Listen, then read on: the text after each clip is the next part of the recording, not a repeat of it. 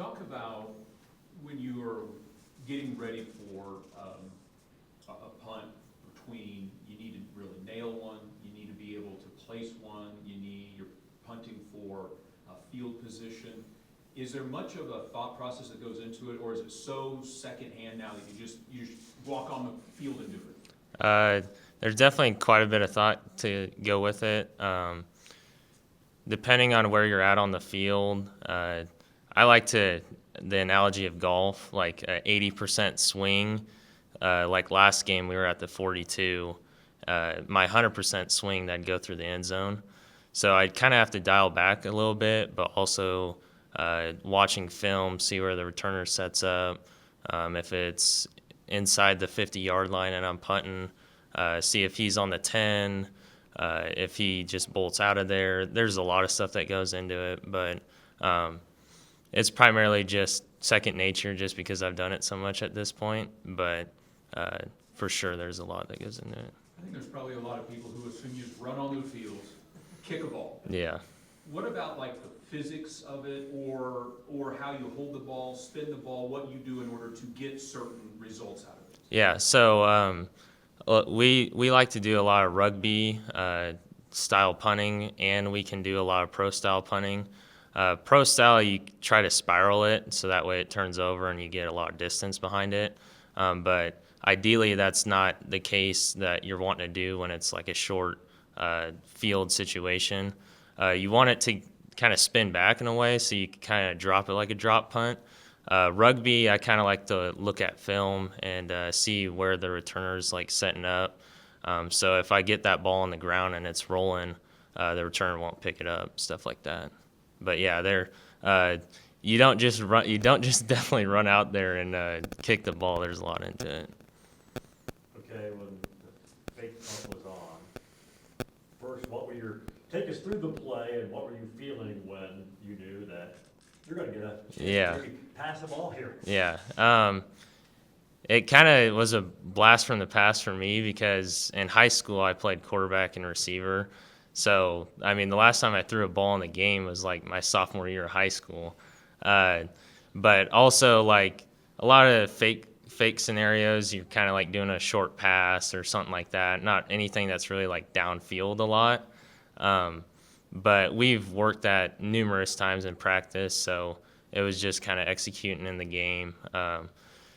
Obviously, it wasn't ideal because the guy was still on Dooley when he was going out for the route.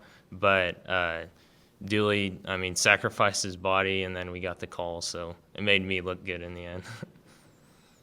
Take us through a game day at Grand Island Northwest High School. It's a very passionate fan base. I was extremely lucky to grow up in a great community that really supported their football team. They have alumni that come back. They watch all the games. Grand Island in general is a great town. But, I mean, it's kind of the typical Friday Night Lights. It's a great atmosphere. They just built a new turf stadium. We had grass when I was there. And I just loved playing there. I loved the people there. Talk a little bit about kicking off. And, again, kind of like I'm sure most of you kick the ball and that's all you do. But how you looking for like return men? When you try to kick it out of the end zone? When you want to kick it short? Just your approach and all of those things. Yeah, that's primarily kind of dictated by the wind, but also being the aggressive style like of kickoff team. We do go deep left, we go deep right. I'll place the ball in the middle of the field, depending on if they have like a good returner or something like that. But it's all based on a scheme that we draw up, obviously, every week and in the preseason, stuff like that. It's ideal when I kick it to the spot that we're trying to get it to. But if I have any wind behind me, I try to boot it through the end zone. But if we're against the wind and we know that there's going to be a return, it's very important that like we get it in the scheme that we're trying to do. Talk about senior day coming up on Saturday a little bit, what that will mean. It means a lot because it's definitely been a journey here at Fort Hays. I mean, I've started since a true freshman, so my class technically they're still going to be juniors this year, and a couple of them are walking on senior day, but kicked off, did field goals my freshman year, and then I was feeling great for sophomore year. Got hurt and still was able to play my sophomore year. And then I had hip surgery that summer going into my junior year. Wasn't able to play the first 2 games. Kind of made my way back on kickoff through getting scout reps. Then played that, and then started the last 2 games punting just through working in practice and kind of showing Coach Brown that I could do that. And then obviously this year, having the year that we've been having. I mean, I'm incredibly thankful, not only for the coaching staff, but all the players and teammates and just everyone that's been around me, because obviously I could sit up here and be like, yeah, I did it all and everything like that, but there's so many people and so many things that go behind that. I'm just extremely thankful for my time here. Kickers don't get the most love for being known as athletes. And then I look at your bio.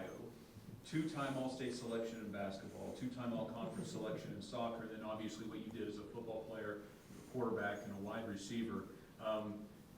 What do you have to say to anybody that is like, oh, just a kicker? I personally, I'm pretty passionate about it because like I've embodied that my entire life. It was really weird coming into here and just kind of kicking during practice, because obviously in high school I was all-state receiver, so we were doing that all the time, and then we'd switch to defense and then maybe do a little kicking at the end. But then really focusing on your craft here, because that's all I was doing. But I mean, I loved being a multi-sport athlete in high school just because I loved all the people that were in the town. I had played numerous sports since I was a little kid, so it's really everything that I had ever known. But I would encourage really everyone. I mean, there's a lot of people that like they just specialize in kicking or just specialize in football, but just a lot of the like younger athletes out there to try multi-sport, because it does help you as an athlete. I would say that playing basketball and playing soccer and then playing receiver definitely helped me out as a kicker. But really being able to show that, I mean, especially last game, maybe like doing a throw that people wouldn't know that I'd do. I just enjoyed it, and I'd really encourage people to do that. Awesome. Thank you, Parker. Thank you.